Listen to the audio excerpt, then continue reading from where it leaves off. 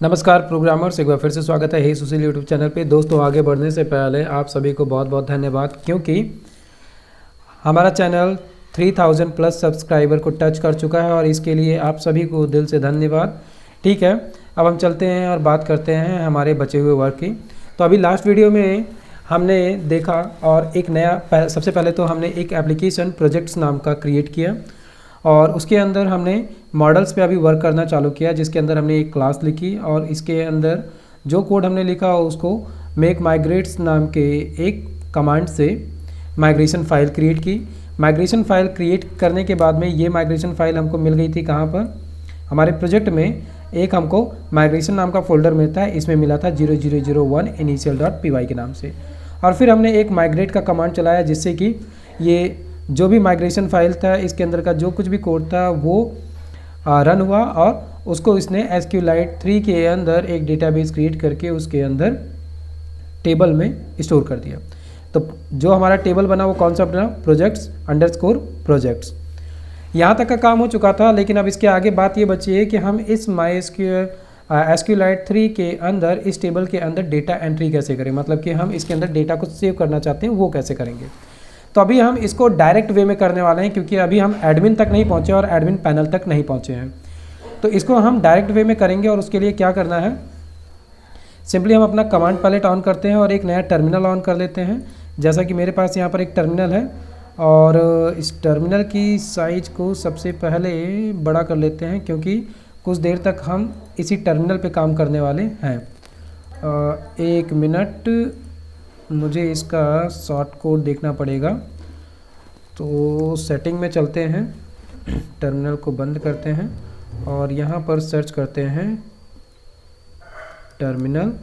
देखते हैं टर्मिनल से जुड़ा हुआ ये हमको क्या क्या देता है कोड। टर्मिनल में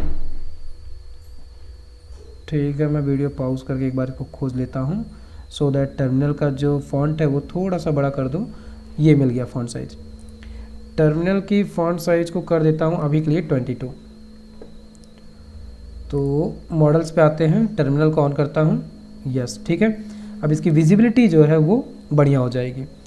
तो ध्यान रहे हम अभी अपने फोल्डर के अंदर हैं, हे सुशील पोर्टफोलियो के अंदर, और यहीं पर हमको क्या करना है, एक सेल कमांड ऑन करना है, पाइथन का जो सेल हमको मिलता है उसको, जिसके अंदर हम ये जो अभी हमने क्लास लिखी है इसी की मदद से हम कुछ डमी एंट्री करेंगे सीधे हमारे प्रोजेक्ट्स नाम के टेबल के अंदर। ठीक है, तो इसके लिए क्या करना है, यहाँ पर हमको सबसे पहले पाइथन manage.py और सेल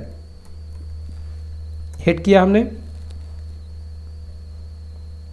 सेल कमांड ऑन हो चुका है। यहाँ पर हम जैसे नॉर्मल कोड करते हैं उसी तरीके से करेंगे, बस यहाँ पर हम ये कमांड पैलेट के अंदर करेंगे।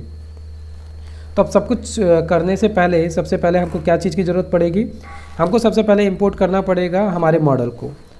तो फ्रॉम, और फ्रॉम हम कहाँ से करने वाले हैं, अभी अभी हमने मॉडल्स क्रिएट किया, मतलब मॉडल्स के अंदर हमने एक क्लास क्रिएट की प्रोजेक्ट्स नाम की, और यही जो प्रोजेक्ट्स नाम के हमने क्लास क्रिएट की है इसी को हमें इंपोर्ट करना है।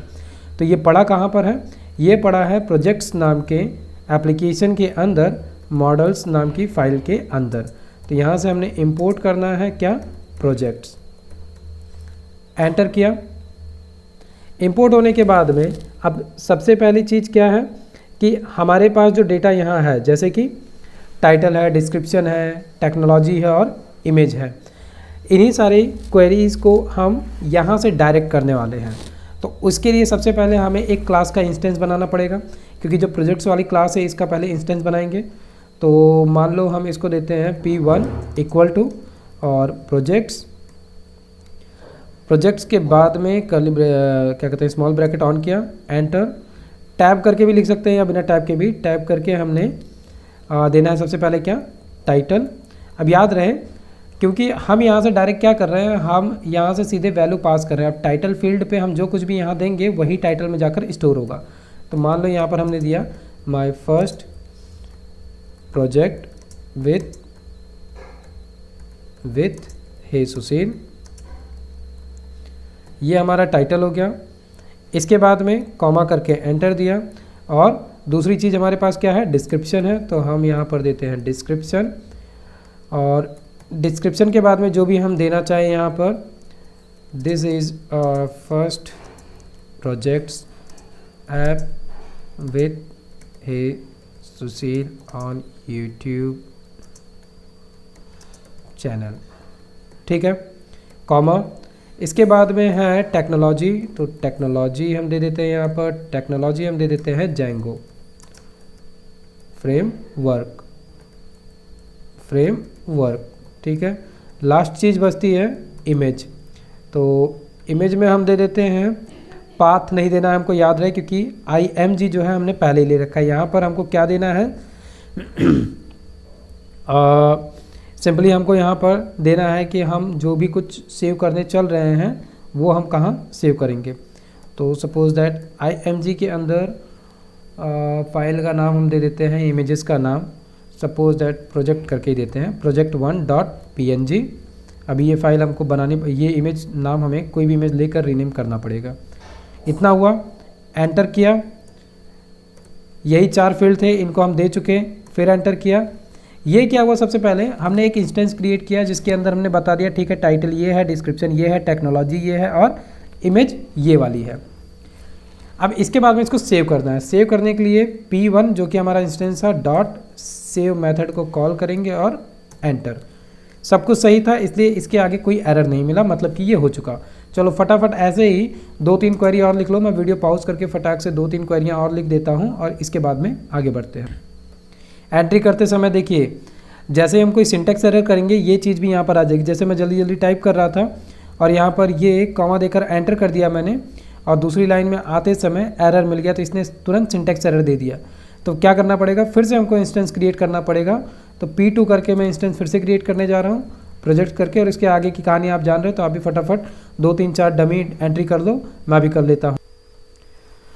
तो फाइनली मैंने यहाँ पर 4 एंट्री कर दी है, 4 डिफरेंट एंट्रीज़ की है, सेम उसी कॉन्सेप्ट से जैसे अभी मैंने आपको पहले करके दिखाया था, ठीक है। मुझे उम्मीद है आप भी एंट्री कर चुके होंगे। अब ये एंट्रीज़ करने के बाद में हम चाहें तो इसको देख सकते हैं। कहाँ देख सकते हैं, आपको समझ में आ गया होगा। टर्मिनल को अभी के लिए मिनिमाइज़ करते हैं और एक्सप्लोरर को ऑन करते हैं। यहाँ पर हमको दिख रहा है ये प्रोजेक्ट्स, इसी पे क्लिक करते हैं और चलते हैं, देखते हैं एंट्री हुई कि नहीं। दिख रहा है आपको, यहाँ पर जितनी एंट्रियाँ मैंने की सब हो गई हैं। मैंने 4 डिफरेंट एंट्री की थी। पहले का नाम मैंने दिया title my first project with hey Sushil, second है प्रोजेक्ट शोकेस प्रोजेक्ट, तीसरा है complete Python course with hey Sushil, चौथा है school management project with hey Sushil. वैसे ही इसको आगे खींचेंगे तो यह है डिस्क्रिप्शन, जैसे कि लास्ट डिस्क्रिप्शन। मैंने कुछ डिस्क्रिप्शन लंबे भी देखकर देखे, जैसे कि लास्ट वाला, after completing complete Python course start this school management project with hey Sushil and understand all python core concept with hey Sushil. मतलब कि अमूमन मैंने इसको 70 कैरेक्टर्स दिए होंगे। और इसके बाद में टेक्नोलॉजी में भी थोड़ा सा मैंने बड़ा नाम देकर देखा, और इमेज का जो पाथ था वो भी यहाँ पर दे दिया। तो अब आपको समझ में आया होगा कि हम कैसे टर्मिनल की मदद से डायरेक्ट यहाँ पर एंट्री करके देखें। हालांकि ये सही तरीका नहीं है, ये तो अभी हम स्टार्टिंग में वो तरीके भी देखते चल रहे हैं कि हम कभी फंसे तो हम इनका भी यूज कर सकें। ये डायरेक्ट हार्ड कोर तरीके हैं जो हम करने की कोशिश यहाँ पर कर रहे हैं।